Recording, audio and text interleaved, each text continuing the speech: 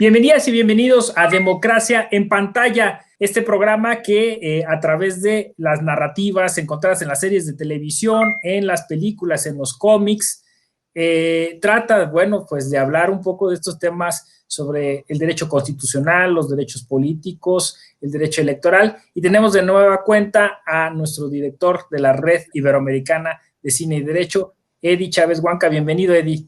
Hola Ramón, muchas gracias por invitarme a tu programa. Es un placer estar aquí y quedo a tus órdenes para poder discutir de estas cosas que tú propones, ¿no? Ver el derecho de quizás los ángulos más ignorados de la sociedad, ¿no? Aquello con lo que uno convive y que a veces puede pasar desapercibido por considerarlo solamente esparcimiento, pero tiene mucho poder para poder, no solamente pedagógico, sino también para poder encontrar elementos de discusión, ¿no? Para podernos hacer entender que si funciona el derecho, quién controla el poder y esas cosas, ¿no? De una manera masiva, como son las series de televisión y las películas. Exactamente, además veo que ya estás, como dicen en México, ajuareado, ¿no? O sea, ya estás listo y dispuesto para hablar de un gran tema que es el universo Dragon Ball, ¿no? O sea, veo que efectivamente ya estás vestido para la ocasión y claro, pues hay una generación, nuestra generación quizá, que creció con este anime, que es para mí complejo, es un universo muy vasto, ¿no? Con muchas temporadas de la serie animada. Lo que ocurre es una convivencia de varias cosas, ¿eh? Que yo creo que habla bien de nuestra generación en el sentido de que somos vasos comunicantes de la tradición, de la modernidad, de la posmodernidad, los ecos de los inicios del siglo XX. Somos una suerte de enlace, generacionalmente hablando. ¿Por qué? Por ejemplo, la serie Dragon Ball yo la vi a través de la televisión local, ¿no? O sea, tenía que esperar una semana y comerme 15 minutos de publicidad para poder ver 15 minutos de avance de Dragon Ball y los esperaba, ¿no? Estamos hablando de una época donde no se había masificado en el Perú el tema de la televisión por cable. Y ver Dragon Ball era algo sumamente novedoso por la suerte de la cultura también que no es occidental, ¿no? O sea, es una propuesta que tiene otro ángulo de visión, ¿no? Es parte de una cultura más oriental, es una forma de ver, ¿no? El nacimiento, el renacimiento, la muerte, las bromas, los discursos, a otra velocidad, para comenzar, a otra velocidad. Es una velocidad mayor que probablemente un latinoamericano promedio de 20 a 25 años no tiene, ¿no? O en todo caso, quizás me estoy quedando generacionalmente, ¿no? Porque los más jóvenes ya viven a una hipervelocidad, ¿no? Imagínate jugar un videojuego de soccer, los dos nos podríamos jugar 4 partidos en una hora, pero los jóvenes de 15 a 20 años se pueden jugar 40 en una hora. O sea, es una hipervelocidad. Y las series de televisión asiáticas tienen hipervelocidad, al menos desde mi punto de vista generacional. Entiendo que el Perú pues tiene mucha cercanía con Oriente, y bueno, pues incluso la comida se ha fusionado, la cultura, todo esto pues tiene una particular recepción en este país andino. Sí.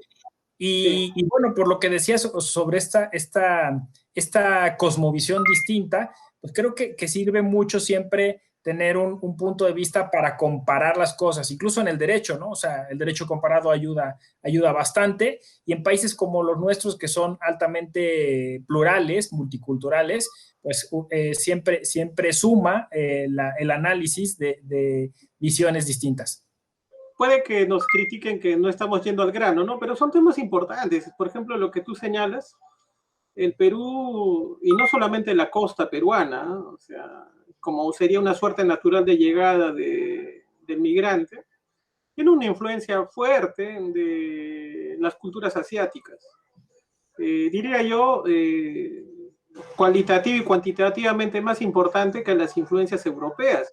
Lo que ocurre es que las influencias europeas son más dominantes. ¿En qué sentido? En el sentido de una suerte del discurso supremacista, ¿no? Hay un discurso supremacista que se ha interiorizado, donde se dice, no, es que en Europa, no, que de Europa, pero hay estudios profundos, de muy alto nivel, acerca de la influencia en todo sentido de las culturas asiáticas en el Perú, que no son poca cosa, es una cosa importante en la historia del Perú. Entonces, esa influencia se ha dado en diferentes momentos, a diferentes niveles, y en general la cultura asiática ha recepcionado, se ha integrado, yo digo, de las mejores maneras acá en el Perú y seguramente en otras costas de América del Sur.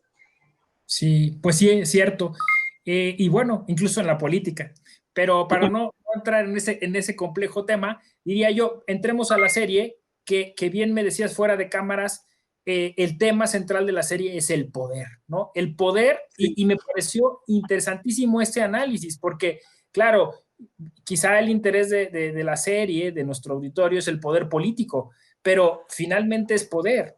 Y en el mundo de Dragon Ball, este poder está siempre, genera conflictos, este poder siempre está tratándose de distribuir o de monopolizar en su caso, y hay me parece que el plot de la serie es una búsqueda de ciertos elementos que una vez obtenidos, conjuntan ese poder para hacer algo bueno.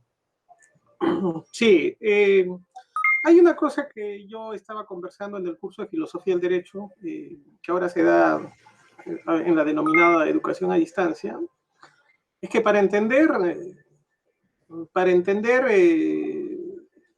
cómo funciona el derecho, y siempre insisto en decir en el Perú, ¿no? Alguien puede decir, no, pues eso es en cualquier parte, en el Perú hay que tratar de aterrizar el contexto, porque si no seguiríamos hablando de pura teoría, ¿no? Y para entender cómo funciona el derecho en el Perú, hay que conocer quién tiene el poder, porque todavía es una sociedad eminentemente de Vertical, despotismos, jerarquizado. un grupo oligárquico bastante arraigado, ¿no? Y entonces, esta suerte de hablar, ¿no? La lucha por el poder que tiene Dragon Ball, por ejemplo, nos invita a pensar, ¿no? Hasta qué punto las democracias latinoamericanas o la peruana, por ejemplo, es no sé si seguir llamándolo democracia, pero no de una delegación representativa, ¿no? Esa democracia participativa, no, sino de una democracia que está aceptando, por ejemplo, que haya un grupo de poder, ¿no? Que sea quien determine las reglas de juego, pero instrumentalizando la estructura estatal, ¿no? O sea, es una suerte de un poder por encima de las instituciones que es intocable a los cambios que le pudieran afectar y es permeable a los cambios que le pudieran favorecer. Entonces, esa suerte de estudio nos puede llevar, por ejemplo, a hablar de Dragon Ball cuando hay un grupo de personas, ¿no? Los guerreros Z, por ejemplo, en esta saga Saiyajin, ¿no? Que desatan su furia, ¿no? Eligen un lugar de pelea y buscan el combate, estableciendo sus propias reglas, ¿no? Por encima, pues, de la tranquilidad del lugar donde van a pelear, por encima de aquellos que consideran inferiores, ¿no? Y lo mencionan en muchos momentos. Y habría que ver hasta qué punto se puede reprimir esa ansia de acumulación de poder. Esa es una pregunta que yo creo se puede llevar al aula después de ver Dragon Ball.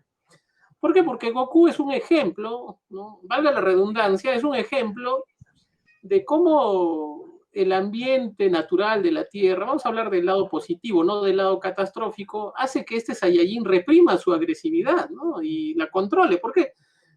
Porque si recordamos los primeros capítulos de la primera saga, era alguien muy agresivo y hay una historia ahí bastante novelada, ¿no? De que se cae y finalmente, ¿no? Comienza a vivir como un niño, pero en realidad la idea de reprimir la agresividad, ¿no? Y las ansias y el apetito de poder descontrolado, podría darse ese tipo de discusión no solo al nivel de la ciencia política, sino al nivel de cómo el derecho puede convalidar el poder controlar el poder, ¿no? Porque siempre un desafío que decía Edgar Bodenheimer es que el derecho controla el poder y que no el poder lo controle al derecho. Entonces se puede discutir eso, yo pienso, de una manera bastante amena, bastante divertida, bastante democrática en el aula, ¿no? Cómo se detenta el poder, cómo se puede controlar el poder, cómo se puede reprimir, ¿no? La agresividad de grupos eminentemente, pienso yo, no todos los grupos humanos son, pues, de la misma intención, ¿no? O sea, hay grupos guerreros, hay grupos, por ejemplo, que tienen fronteras movibles, ¿no? Y así lo ven, o sea, que necesitan abrirse, expandirse, porque por la falta de recursos, por la falta de cultura, entre comillas, si quieres. Y podríamos discutir eso viendo la saga de los Guerreros Z, por ejemplo. O sea, lo que quiero decir, no necesariamente se tiene que buscar un insumo que sea pues aburrido, tradicional, para poder discutir el control del poder, el funcionamiento del derecho, sino también una serie de televisión, por ejemplo, que es de un alcance general, ¿no? Donde, intergeneracional, donde se podría llevar adelante una discusión que nos va a llevar a de repente a hablar de Hobbes, ¿no? A hablar de Leviatán, del contrato social, quién sabe, ¿no? De la posibilidad de celebrar un nuevo contrato, o quién sabe de hablar de otras corrientes de organización, porque el mundo ya no está tan jerárquico como antes, al menos lo veo así. Veo un mundo más de redes, un mundo más residual, con estados fracasados, y eso se podría discutir, por ejemplo, en las delegaciones de poder que se hace en la saga de Dragon Ball, porque es una historia que se repite en cada saga, ¿no? Es una delegación del poder para salvar la Tierra, para salvar el universo, para salvar la galaxia, que finalmente se define entre la dicotomía del bien y del mal, pero donde muchas personas ya no se empeñan en los estamentos tradicionales, sino en un superhombre, en un superpoder, y hay una delegación, ¿no? Muy simbólica, por ejemplo, de la Genki Dama, ¿no? Es como un estado de excepción donde dice, ya bueno, con los decretos de urgencia, pues a ver qué hacemos, ¿no? Y al final puede haber un descontrol que puede poner en peor la situación que se ha querido salvar. Y eso se puede discutir con Dragon Ball, por ejemplo. No, muy interesante porque efectivamente son todos estos conceptos sobre los que se basa la teoría del derecho y la teoría del Estado, como has referido, en esta idea del contrato social y quizá yo diría en una idea ingenua de que el derecho controla el poder, ¿no? O es el contrapeso del poder y que eventualmente esta serie nos muestra cómo eso es mucho más complejo que esta enunciación tan simplista del Estado de Derecho. Justo en una etapa, en una época que nos ha tocado vivir, en la que este Estado entró en crisis, ¿no? Y la que este derecho fue insuficiente. Y efectivamente lleva a un análisis muy interesante sobre estos flujos del poder, ¿no? Por llamarlo de una manera, como has dicho tú, estas delegaciones. Y creo que incluso ahí hasta entraría el tema que en el derecho electoral llaman equidad de la contienda, ¿no? O sea, es decir, hablaste tú de estas reglas que se marcan un poco dentro de estas batallas, dentro de estas delegaciones de poder y que eventualmente sirven de marcos normativos, ¿no? Para que estas delegaciones tengan sentido. Y claro que siempre hay quien las quiere trastocar, quien quiere abusar de ese poder, quien quiere justamente hacer mella a los acuerdos que se tienen y eso pues básicamente se cifra en esa idea que tenemos de justicia o injusticia. Ahora hay algo que es muy interesante discutir, que probablemente muchas culturas que han valorado, yo creo que no con mala intención, han valorado la idea se me fue la idea, han valorado la idea de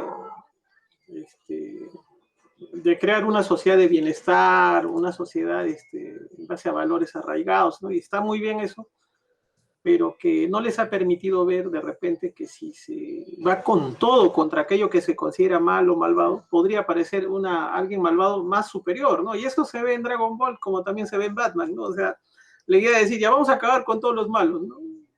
Y Goku, que tiene todavía esa codificación de Saiyajin, ¿no? De agresividad que de cuando en cuando despierta y va creciendo, dice, no lo mates, déjalo con vida. ¿Y por qué no? Es que, no, o sea, yo quiero seguir probándome que si soy un gran guerrero, voy a volver a pelear con él cuando él tenga más poder, ¿no? Entonces, normalmente creo que hay una educación bastante enfrascada en esas divisiones, ¿no? De decir esto es bueno y esto es malo, no nos deja ver lo complejo que es el ser humano, y con esto termino, no nos deja ver que algo muy vital, ¿no? Nunca vamos a terminar de conocer al prójimo. O sea, ese convencimiento, no, pero es que yo le di esto, es que yo hice esto por él, es que no, nunca vamos a terminar de conocer al ser humano, y probablemente en un ángulo filosófico también podríamos discutir eso con Dragon Ball, ¿no? Porque dices, oye, ¿cómo Piccolo cambia, ¿no?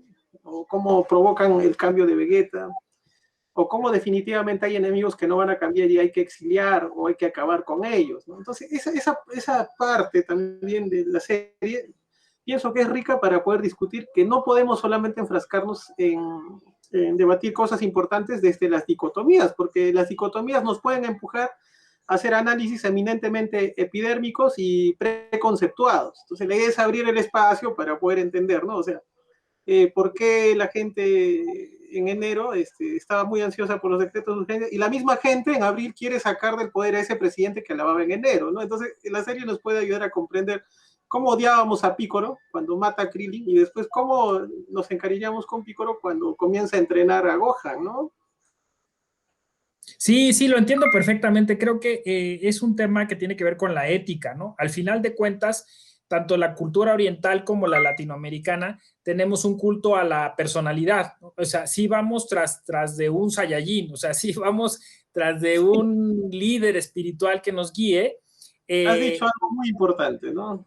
Has dicho y muy pues hay un importante. tema ahí como de la, vamos a decirlo así, de la preservación de la monarquía en ese Y presidencialismo que yo he tenemos. entrado, yo he entrado a clases, gracias a Dios, ¿no? Y gracias a grandes amigos como tú, he tenido la oportunidad de visitar muchas universidades de una manera, creo, más independiente que mis propios amigos que me han invitado, ¿no? Entonces, el gran desafío era, si ya sabemos cómo somos, o sea, ¿por qué seguimos tratando de forzar la idea de hablar, ¿no? De la evolución de la democracia francesa, inglesa? Está bien en la comparación jurídica, está muy bien, pero la idea de forzar La el cultura. enganchamiento, o como dirían los albañiles, ¿no? Del Ande peruano, el machimbrado, ¿no? Decir, no, ya, no entra, pero métele fuerte. ¡Pah! ¿No? Y entonces tenemos que estudiar, pues, esa idea de que nosotros estamos muy dados a una democracia que tiende a quizás a pervertirse para algunos, o quizás a construirse para otros bajo una figura de personalidades, o sea, que discutan de una buena vez, porque no hay organizaciones políticas en el Perú, o sea, que alguien ponga eso en la gente, eso aparece 3 meses, ¿no? Y el que gana ya le dura 2 meses, de ahí acá, o sea, no, entonces tenemos que discutir esas cosas, y siguen hablando de Dieter Nolen, de varias gente que, bueno, hay que leer, ¿no? Pero, o Sí, sí, estos entiendo. gurús que hablan de derecho electoral, que son las mismas caras, pelirrubias, y no sé qué más, que tienen un discurso bien estructurado por las cosas que han estudiado mayoritariamente en Europa, pero por favor, ¿a qué hora vamos a aterrizar, ¿no? Para poder conocer cómo es que nos organizamos para gobernarnos, cómo es que nos organizamos para repartir el poder, cómo es que nos organizamos para defender la democracia. Nadie le pone una pizca de aderezo, nadie le pone un aderezo a la discusión de la democracia desde la cultura. O sea, yo estoy convencido de que la cultura es el arma más potente para defender la democracia. Entonces, hablar de Dragon Ball, hablar de cine, porque no podemos hablar solamente entre los que sabemos, ¿no? Por ejemplo, yo te conocí en un congreso de gente selecta, ¿no? De historiadores de derecho, está bien, pero estas cosas hacen que uno se acerque, pues, a auditorios que no son elitistas, y hay que decirlo. La idea es poner a prueba ese conocimiento que nosotros tenemos, que lamentablemente en muchos espacios se ha elitizado, ¿no? Y tratar de descubrir su funcionamiento, su vitalidad en el contexto en que vivimos. Y yo creo que los prejuicios que pueda haber para hablar de Dragon Ball, por ejemplo, y la democracia, Dragon Ball y el poder, yo me parece que es una buena señal, ¿no? Es una buena señal, ¿por qué? Porque se ve como algo alejado, se ve como algo misterioso, pero cuando despierta el ánimo de discusión en el auditorio, eso es lo que nos debe interesar, ¿no? Que los jóvenes empiecen a poner a prueba, ¿no? Cómo es que se desarrolla la democracia en México, en Perú, en Chile, y seguramente Dragon Ball nos puede servir como, no solo como herramienta, ¿no? Sino como un escenario cultural que permita analizar las cosas desde los hechos y no solo desde los paradigmas que son supremacistas, que no tienen nada que ver con nuestra realidad. Sí, pues ese análisis de la cultura política, de la cultura electoral, como lo has señalado, es eminentemente fundamental para llegar a construir o hacer prospectiva político-electoral, ¿no? O sea, es decir, contar ese electorado, que ese público pues va a tomar estas decisiones de este u otro modo, ¿no? Porque además, si le sumamos otro elemento que es el elemento redes sociales y que estamos hoy como audiencias electorales también en peligro de ser manipulados, viene un tema muy escabroso, ¿no? Que tiene que ver con lo que llaman el populismo político y estas cosas. Hay dos cosas, ¿no? En la serie Dragon Ball, las emociones por el superpoder, ¿no? Que no solamente la tienen los superguerreros, sino también hay seres humanos que de alguna manera buscan copiar o asimilar la forma como ellos van desarrollando el poder. Eso se ve, por ejemplo, con Mr. Satan, ¿no? Él acepta en un momento dado ser torpe, pero que todo el mundo crea que es alguien, ¿no? Y en el fondo nadie lo visibiliza porque prefieren no, que la gente no conozca el verdadero poder de los guerreros y construyen a un Mr. Satan que en realidad pues es un guerrero mediocre, ¿no? Pero que se le necesita para la cortina de humo, ¿no? De que hay guerreros muy poderosos en el universo, ¿no? Y en el caso de la democracia, de lo que tú vienes diciendo, hay peldaños que la cultura, esta cultura que tú llamas pop, ¿no? Esta cultura de medios masivos, ¿no? Como la serie Dragon Ball nos hace ver, ¿no? Es el año 2021 y todavía hay un peldaño que tenemos que seguir subiendo, ¿no? Que la gente conozca sus derechos. Y entonces, que tú vengas con este programa a hacer eso y que logres convocar a tus amigos, ¿no? Que muchos académicos y contacten con el gran público, hace que esa teoría, hace que esa vivencia académica tenga mayor importancia, tenga mayor valor, sea conocida, no solamente convalidada, sino conocida para... Y eso es la cultura, lo que va a defender la democracia. Va a decir, oye, bueno, ahora ya me lo explicaron mejor, ¿no? Ya sé mis derechos y los voy a defender. Entonces, ese es el peldaño que todavía seguimos construyendo cerca de 200 años en el Perú, por ejemplo, ¿no? Y la idea de ya no seguir invocando al superpoderoso para que nos venga a salvar o hacer una genkidama para que esta persona, ¿no?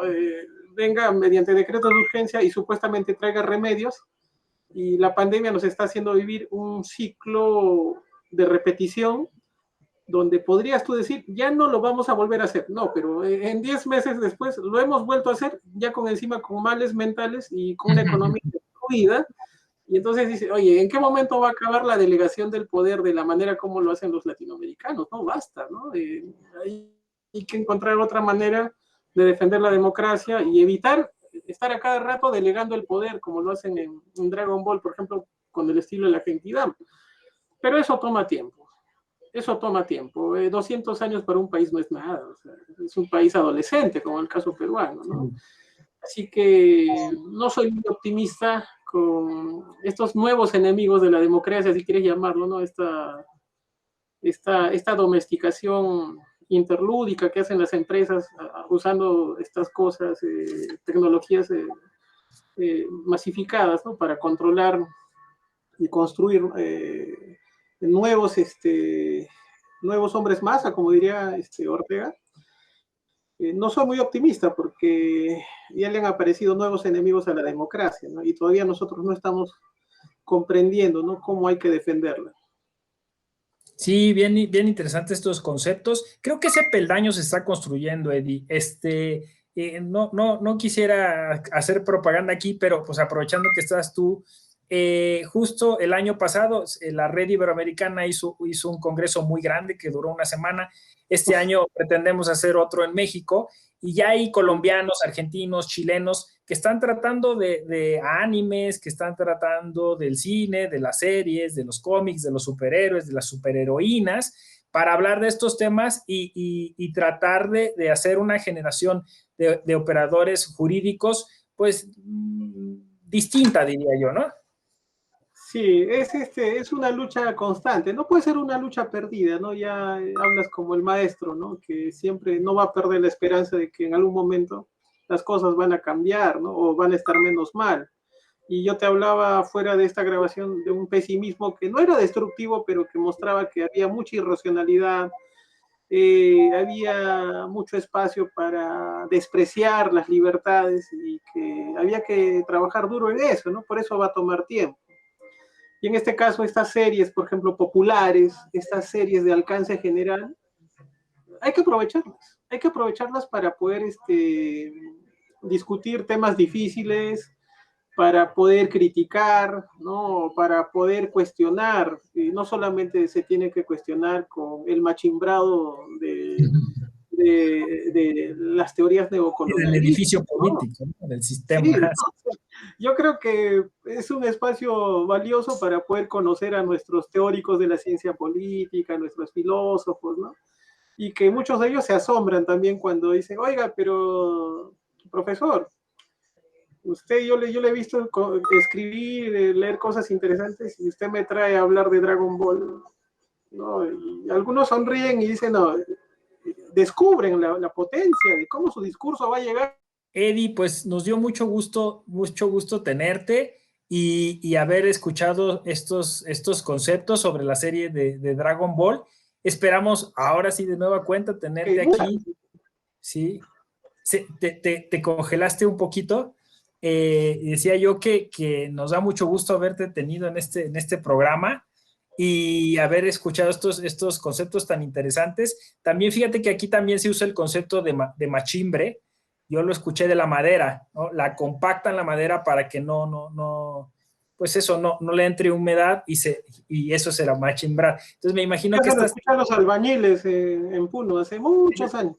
Pero fíjate, entonces estas teorías, por ejemplo, de la argumentación jurídica que entran con calzador, la ponderación, el test de Ahí puedes proporcionalidad. usar pues, el machimbrado de la argumentación ponderativa alicantina, ¿no? Que tanto te gusta. Exacto.